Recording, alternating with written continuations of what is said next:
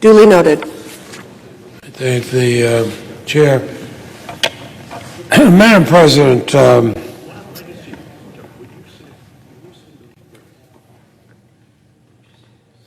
don't want to interrupt the Congress.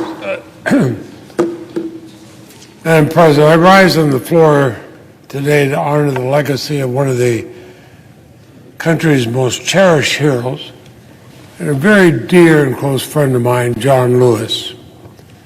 This past Saturday marked 1 year since we said goodbye to Congressman Lewis. The pain of his loss is still very fresh for both my wife Marcelle and me, as it is for millions of Americans. He wasn't just a moral giant and a guiding light for the world. He was, as he always told me, my brother. And I still have such a sense of emotion when I think of the times he introduced me as his brother.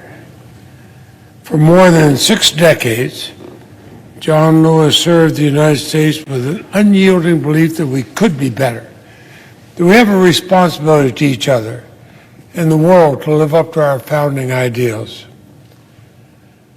John didn't spend his life fighting for Democrats or Republicans. He fought for the rights of all Americans and the dignity of all human beings. John's principles were so much bigger than party and politics. When he saw suffering, he tried to end it. Whenever he saw injustice, he tried to correct it. And wherever good trouble was needed, he delivered it. And I knew John as more than just a generational leader. I knew him as a friend. And I can tell you that his dedication to justice was matched only by his fundamental decency as a person. John and I served in Congress for more than 30 years. In those years, I witnessed the tremendous humility and empathy that defined his lifetime of public service. Every day, John embodied the ideals he fought for through his unfailing generosity and dignity. So I consider John Lewis a brother. And it was an honor of a lifetime to have him consider me one too.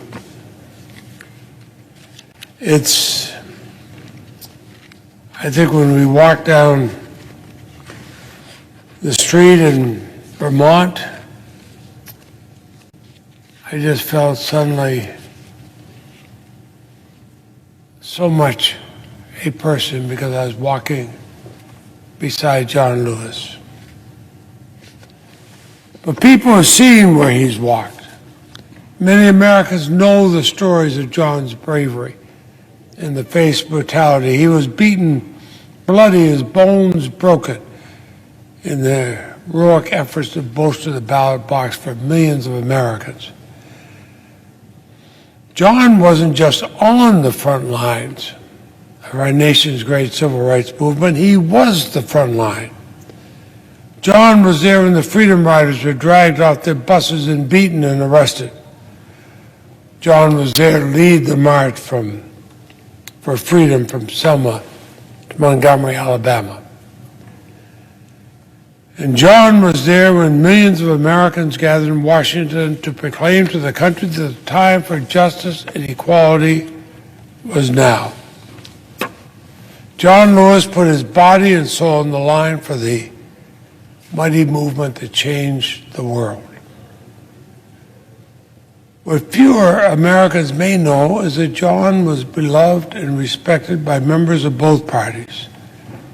It's because he believed in his heart that our nation's greatest challenges must be faced together, regardless of parties. Where he stood, there beside Lyndon Johnson as he signed the landmark Voting Rights Act of 1965, he was flanked by Democrats and Republicans. In that moment, he absorbed the lessons that reaching across the aisle wasn't just a political necessity. It's the way that you change, everlastingly change society. And throughout his career in Congress, John embraced bipartisanship. He built friendships with members of both parties. For years, John led bipartisan groups of members of Congress, including some of my Republican friends in this body, down to the Edmund Pettus Bridge in Selma, Alabama. He wanted to commemorate Bloody Sunday, the American struggle for equal rights. I'll never forget the iconic photo of John. He's flanked on either side by Presidents Obama and George W. Bush. Three of them, heads bowed in silent reflection, arms and hands linked on the Edmund Pettus Bridge for Bloody Sunday's 50th anniversary. John Lewis didn't just cross bridges, he built bridges. And by bringing people together, he helped us forge a more perfect union. So it's in John's spirit today that I fervently urge my Republican friends to join me in restoring and reauthorizing the Voting Rights Act. I'd remind everyone in this body that reauthorizing the VRA, the Voting Rights Act, on a bipartisan basis, that's the way we've always done it.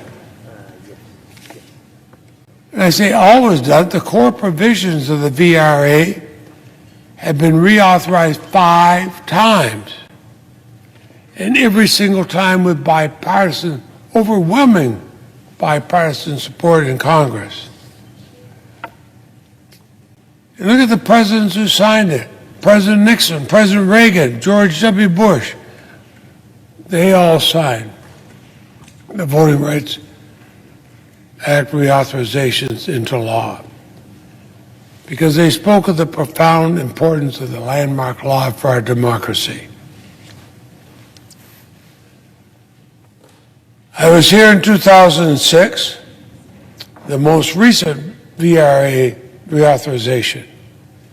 And Mr. President, you know what the vote was in this body in 2006? 98-0 in the Senate. In fact, many of the Republican senators still serving today voted yes. 98-0. You can't do much better than that. So let's honor John Lewis's legacy the way he'd want to be honored, with solid, justified action.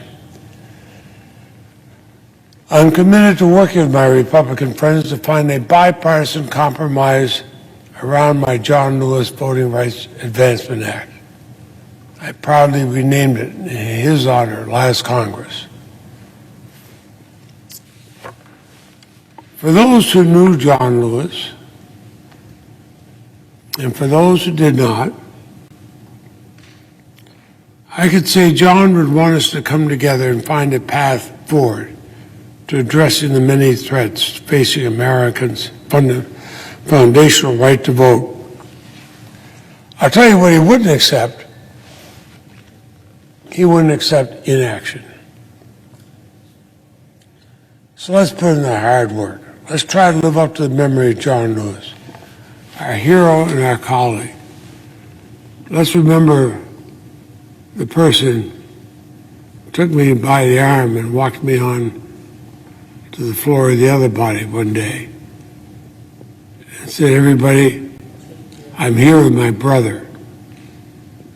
Every one of us felt John was our brother, and we were proud of that. Let's be proud of our brother. Let's be proud of his memory. Let's be proud of America. Let's be proud of the right to vote. Let's pass the John Lewis, reauthorize the John Lewis Voting Rights Act. And I yield the floor.